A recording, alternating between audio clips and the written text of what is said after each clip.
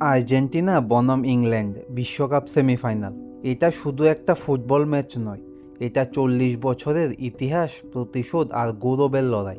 বিশ্বকাপে আর্জেন্টিনা বনাম ইংল্যান্ড মানেই ইতিহাসের নতুন অধ্যায়। 1986 সালে ডিয়াগো মারাডোনার হ্যান্ড অফ গড এবং গোল অব দ্য সেঞ্চুরি ফুটবল ইতিহাসের সবচেয়ে বিতর্কিত এবং ঐতিহাসিক মুহূর্ত। 1998 সালে ডেভিড বেকহামের লাল কার্ড, তারপর পেনাল্টিতে ইংল্যান্ডের বিদায়, এরপর 2002 সালে ইংল্যান্ডের জয়।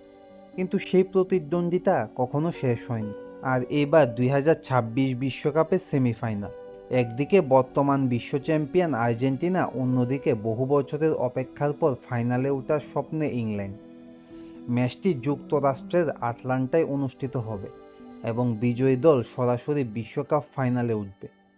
এটা শুধুমাত্র 90 মিনিটের খেলা নয়, এটা ইতিহাস, আবেগ, সম্মান এবং বিশ্বকাপের মঞ্চে আরেকটি মহারণ।